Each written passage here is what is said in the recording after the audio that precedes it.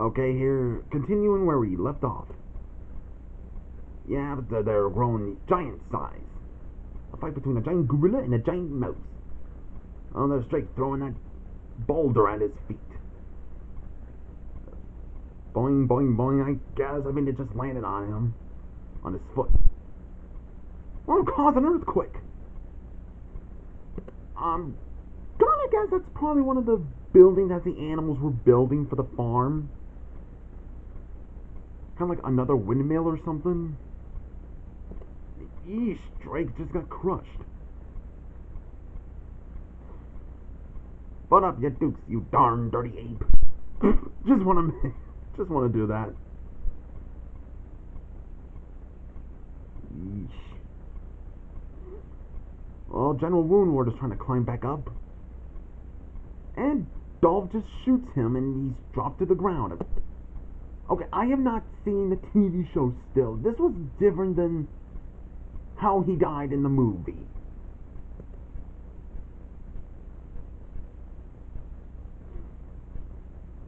Yeesh.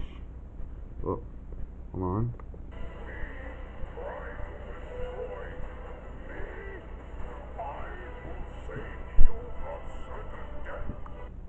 Oh boy.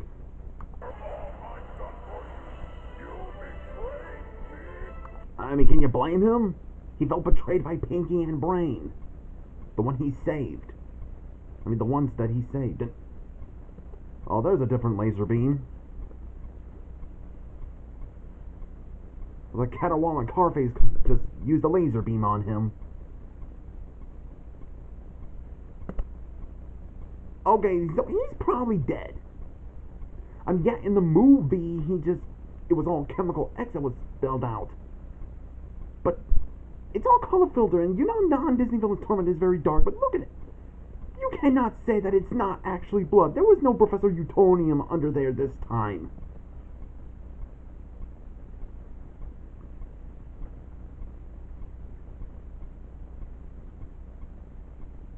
And he's back to normal. Looks like Dolph, along with Caterwall, are getting the animals to rebel against Napoleon. Huh, just like in the movie. Unlike in the book, but just in the movie. And looks like Dolph is leaving Napoleon to his doom. And so is Carface, too. So Dolph, Caterwall, and Carface want to take over Animal Farm, huh?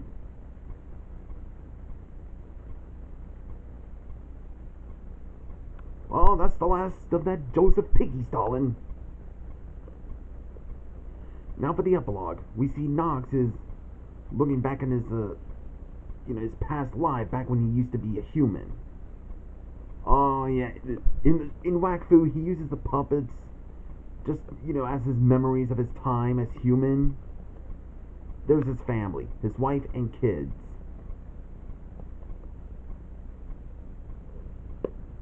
It's something in the epilogue that... Glancing at the cube, he finds all the justification for his actions in his quest to reverse the march of time. So he's trying to go back in time to save his family from death before Knox became Knox,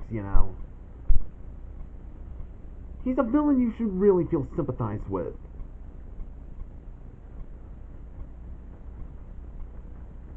And then we see Dalek Zek as escaped from Scorpius, and he meets up with allied himself with the Xenomorphs.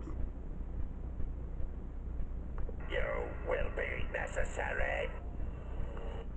Yep. Daleks and the Xenomorphs teaming up. Actually, that is pretty interesting.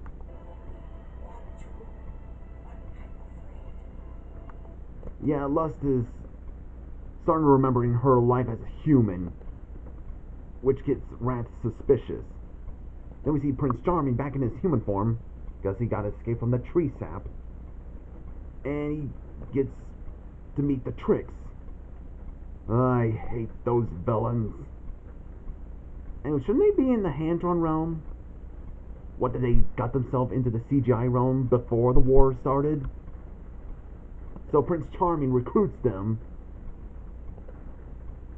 And then we see the Ice faction had recruited new members. There's Emperor Frostkill, the villain I have not recognized before until I watched Doomcap's video on this guy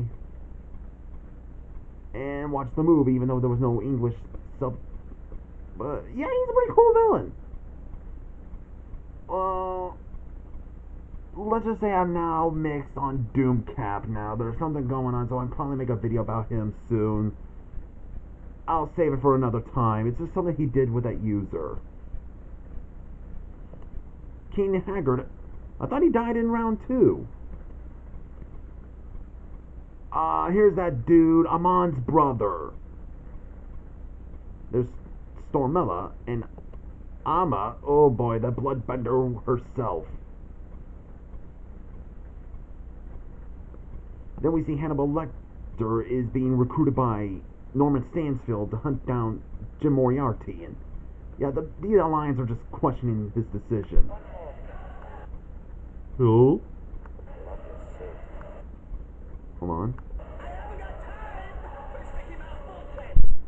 You can tell he's really scared, but also angry. He's angry and scared because he's not dealing with just a crime lord that is Jim Moriarty. He's also dealing with the master that is the Time Lord and Crowley, the King of Hell. Yeah, even though I hate this villain, I can understand his emotions. Then we see Tai Long meeting up with Shao Kahn. Something about... Oh, hold on, how does it go again? I just want to read things so I don't get things mixed up. Yeah, Tai Long finds Shao Kahn and warns him of disgraces to come, advising him to cooperate with him and Lord Shen. Aha! Now this is an interesting alliance we got. Then we see the Wicked Witch of the West gets to meet up with Gloom, telling her that the mission was a failure. And the witch has given him a human body form. And he takes the form of... At first I didn't know what the character was, but when History Buff was commenting on this, he said, and now Gloom is now a Captain Planet villain? We're now using Captain Planet villain? Wait, what? Yeah, my reaction is, wait, what? That dude is a Captain Planet villain? Does that mean we're gonna see Captain Planet villains in this war? That'd be odd, but okay. I didn't know that he was a Captain Planet villain, but okay. Then we see President Stone recruits the Shredder along with Karai.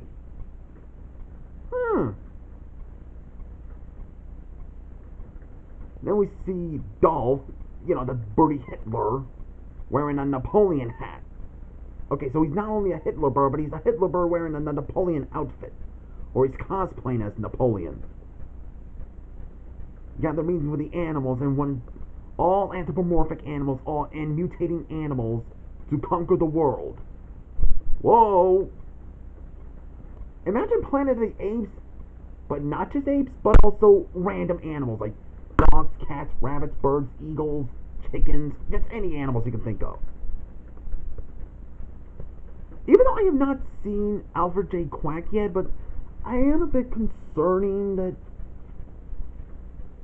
it might be like, a little kids movie. I mean, what kind of kids show would have Hitler as a bird cosplaying as Napoleon?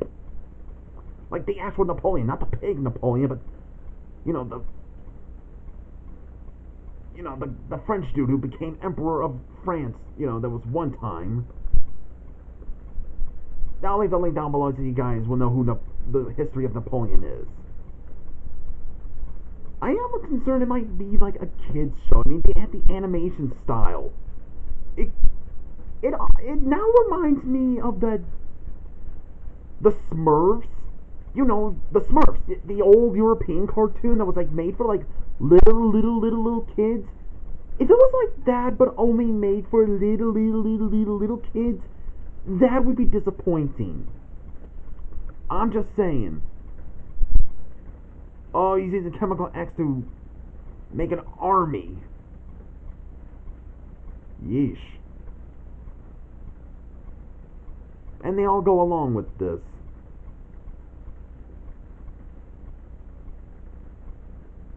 And my Otismon meets someone who can make Project Ragnarok a reality. Charles Z. Britannia. The future is the Ragnarok connection. Yep. I always knew Charles Z. Britannia would be in the Legion of Darkness. Even though he's a villain, I just don't care for his reason and goals. Just make no sense. What I mean his reason is like the reason he abandons what he did with Lelouch, and not only just makes no sense. If you watch Code Geass, you might understand why his reason just makes absolutely no sense. It was a pretty good round, to be this part of the round so far. This good. See you guys in the next video.